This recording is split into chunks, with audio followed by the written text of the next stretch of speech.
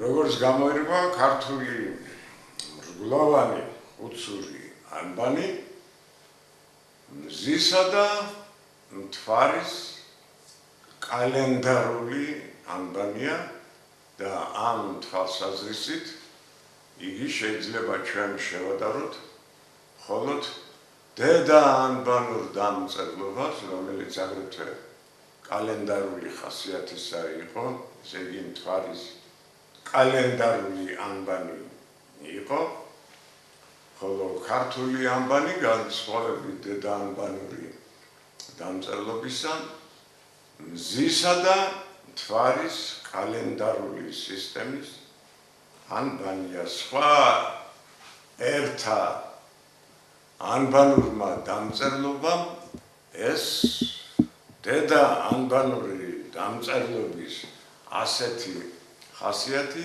არ იცის და ამდენად ესე იგი შეიძლება ითქვას, რომ რაკი ჩვენამდე დედა ანბანურმა დამწერლობამ ვერ მოაღწია ქართული ანბანური დამწერლობა, ერთადერთი დამწერლობა წარსულში და დღესაც, რომელშიც დამარხულია მზისა და მთვარის უძველესი კალენდარული სისტემები. საქმე ის არის, რომ ქართულ მრგლოვან ხუცურ ანბანში დამარხულია არა მოძრავი მზის, მოძრავი წელიწადის კალენდარი, არამედ მზის უძრავი წელიწადის კალენდარი. ამავე დროს ქართულ ანბანში დამარხულია მთვარის კალენდარი, ეგრეთ წოდებული თუ 8 წლიანი და 19 წლიანი სისტემები მთვარის კალენდარისა. თუ მაგალითად მზის კალენდარი დაიწყო ძველი წელთაღრიცხვის 540 წელს და იგი არ შეცვლილა, მთვარის კალენდარი აგრეთვე დაიწყო 540 წელს, მაგრამ მან განიცადა ცვლილება. საქმე ის არის, რომ აი ეს მზის კალენდარი განხორციელდა ქართულ ანბანში, მზის კალენდარი განხორციელდა ქართულ ანბანში ძველი წელთაღრიცხვის 444 წელს და ამდენად თარიღი 444 წელი არის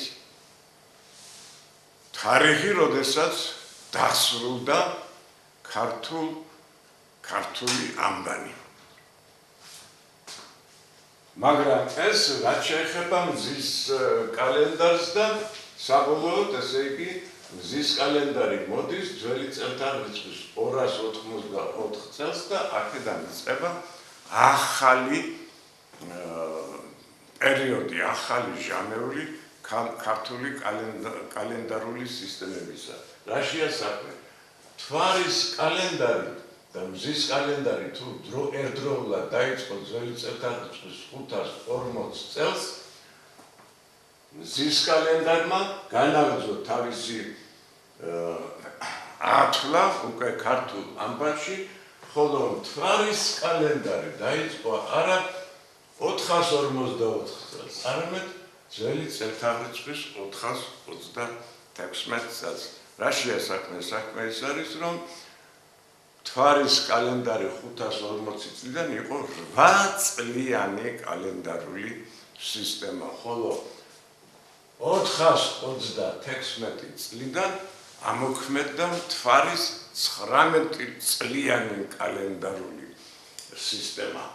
მგონიათ, აი ამ ორი სისტემის გაერთიანებით ძველი წელთაღრიცხვის 280 წელს ერთდროულად იწყება უკვე მზის 4 წლიანი, 28 წლიანი, 522 წლიანი სისტემები, ეგრეთ წოდებული ქრონიკონი და მთვარისაც, მთვარის 19 წლიანი ციკლების ათვლა იწყება ერთდროულად მზის კალენდარულ ციკლებთან ერთად, ერთდროულად იწყება ძველი წელთაღრიცხვის 284 წელი. ამდენად ძველი წელთაღრიცხვის 284 წლიდან ისევ აღდგა ერთნაირი ერთიანი მდინარება მთვარისა და მზის კალენდარული სისტემებისა. ამ ათლას უკვე 532 წლიანები, ანუ ქორონიკონი ეწოდება და აი ფარნავაზმა გამოიყენა სწორედ ეს მნიშვნელოვანი თარიღი, როდესაც დაიწყო 532 წლიანი ციკლების მზისა და მთვარის 19 წლიანი ციკლისა და მზის 28 წლიანი ციკლების ერთდროული ათვა რო დაიწყო 284 წელს, ფარნავაზ მეფე გამეფდა 302 წელს ძველი წელთაღრიცხვით და უყურეთ რამდენი დრო გავიდა და ესე იგი 284 წელს ფარნავაზმა შემოიღო სრულიად სახელმწიფო ქართული ეროვნული წელთაღრიცხვა და სრულიად სახელმწიფო ქართული ანბანი. ფარნავაზის დროს ძველი წელთაღრიცხვის 284 წელს საქართველო უკვე ერთიანი სახელმწიფოა და მოქმედებს ერთიანი კალენდარი, ერთიანი წელთაღრიცხვა და ერთიანი სახელმწიფო ანბანი.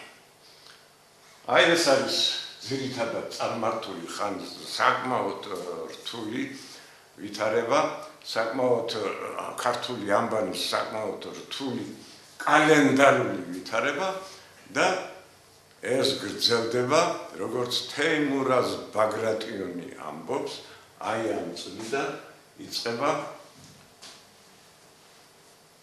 უცთომელად მოდიან 284 წლიდან ქართული წელთაღრიცხვანია.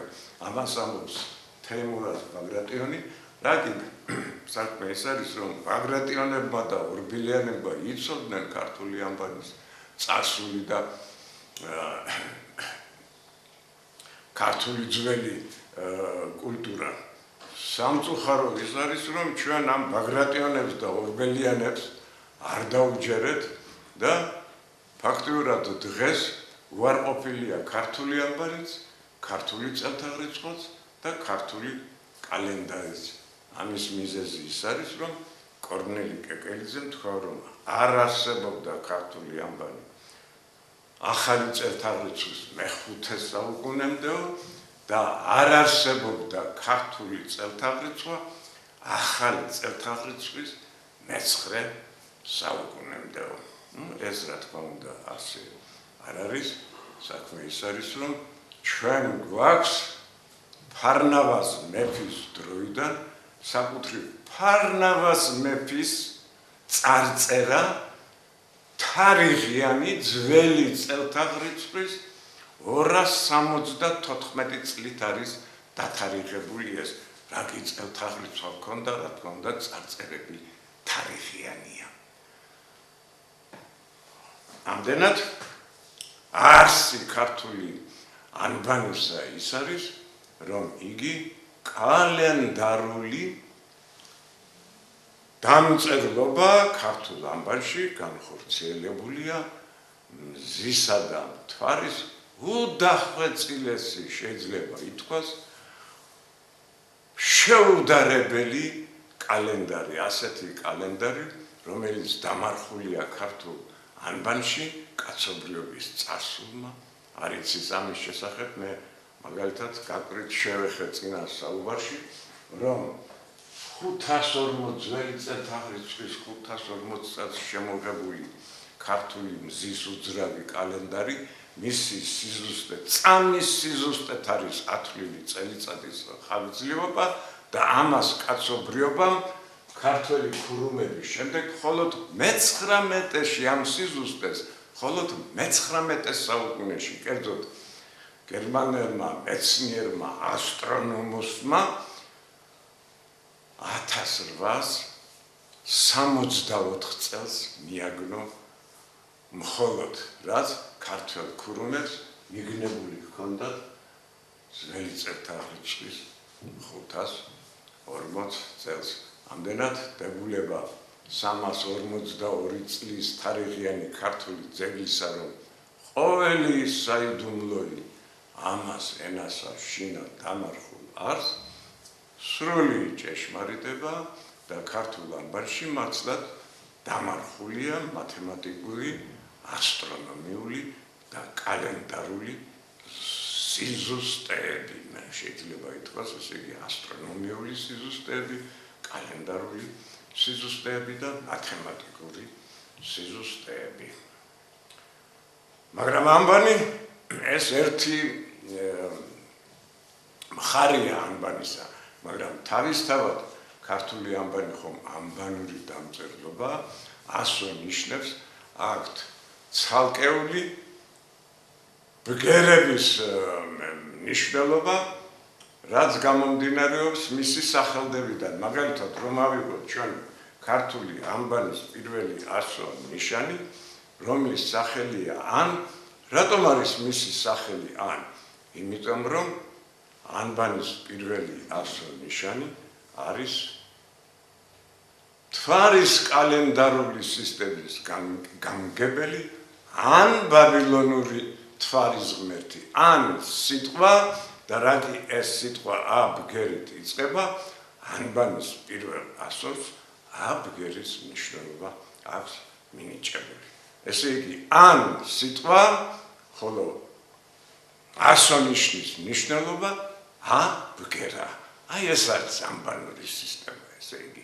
როდესაც ასონიშნის სახელწოდება შეესაბამება მის აზრს, მის შინაარს, მის მნიშვნელობას და ასონიშანს მინიჭებული აქვს მისი მნიშვნელობის პირველი ბგერის მნიშვნელობა.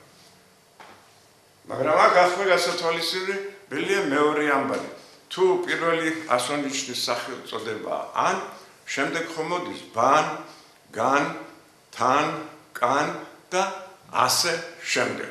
ეს როგორ უნდა გავიგოთ? საქმე ის არის, რომ ანბანური დამწერლობის გარდა არსებობს ეგრეთ წოდებული სიტყვიერმარცვლოვანი დამწერლობა. როდესაც ესე იგი ერთ შემთხვევაში თუ ან სიტყვადან თვარის ღმერთს ნიშნავს, მეორე შემთხვევაში იგი ჩვეულებრივი მარცვალია და ამ მარცვლის საშუალებით ხდება ასო ნიშნების სახელდება. ამდენად ქართულ ამბანში სრული სიზუსტით არის განხორციელებული ანბანური დამწერლობის არსი და სიტყვიერმარცვლოვანი დამწერლობის არსი. ასო ნიშნების სახელწოდებანი შემთხვევითი არ არის, ესე იგი მათ აქვთ როგორც სიტყვის მნიშვნელობა, ისე რიგ შემთხვევაში სიტყვის მნიშვნელობა, რიგ შემთხვევაში მარცვლის მნიშვნელობა. მაგალითად, ავიღოთ ესე იგი პირველი ასო ნიშანი, ან ეს სიტყვის მნიშვნელობის არის, მაგრამ თუ ჩვენ ავიღეთ ანბანის ბოლო ასო ნიშანი ჯან, ის ჯვარის აღნიშნელია, იგულისხმება, რომ ის მისი სიტყვიერი მნიშვნელობა არის ჯვარი, მაგრამ იგი სიტყვიერმარცვლოვანი დამწერლობის წესის მიხედვით ჯან, ესე იგი მარცვლის მნიშვნელობა აქვს. ამდენად ზოგჯერ დამარხულია ქართულ ამბანში, ესე იგი ასონიშნის სიტყვიერი მნიშვნელობა, როგორც ჯან ამ ასონიშნის მიხედვით თუ იმჟელით, მაგრამ საქმე ის არის, რომ ქართულ ამბანში ძველად 35 ასო ნიშანი იყო, ანით მთავრდებოდა მთვარის ღმერთით და მთვარის ღმერთის ამ ქვეყნიური განსახიერებით ხარით მთავრდებოდა ეს ასო ნიშანი ილია ჭავჭავაძე ქართული ამბანიდან ამოვალდა, ამისია მოგდება რა თქმა უნდა. არ შეიძლებოდა, ესე იგი ქართული ამბანი იწყებოდა ან მთვარის ღმერთით, თავდებოდა ხარ ხორხისმიერი ბგერით. ხარი ხარს ნიშნავს, არა ვიცით რაც არის ხარი. არ უნდა ხარი ხანში არ უნდა აურიოთ. ასონიშნების თანამიმდევრობა ასეთია. ხან, მერე ხარ და ბოროს ჯვარი დამთავრების ნიშანი და რომელსაც ბგერის მნიშვნელობა აქვს. თქვათ, რომ ავიღოთ ჩვენ პირველი ასონიშანი ან ეს თვარის ღმერთია, მაგრამ მისი განსახიერება არის 34 ასო ნიშანი და ხარის განსახიერება, მისი გრაფიკული განსახიერება ქართულ ეთნოგრაფიაში ცნობილია 35 ასონიშანი იქნება ჯვარი აქი მას მარცხის მნიშვნელობა ესე იგი ეს იქნება მხედრულად რომ დავწეროთ ხარ თვალის ღვთაების განსახიერება და ეს ან თვალის ღმერთი. ამგვარად ქართული ანბანის სისტემა ეს არის პირდაპირ იდეალური სისტემა, რომლის მსგავსი კაცობრიობის წასვლა არ იცის, ანბანი როგორც ასეთი არც ერთს არ გააჩნია და ერთადერთი ვართ ჩვენ, რომელსაც გაგვაჩნია არათუ შეუდარებელი, არამედ ერთადერთი ანბანური სისტემის დამწერლობა. უფრო დაწვრილებით ქართული ანბანის მაგალითად კიდევ აიღო ერთი ასონიშანი, მეცხრე ასონიშანი, რომელიც ასე იწერება. ამასაც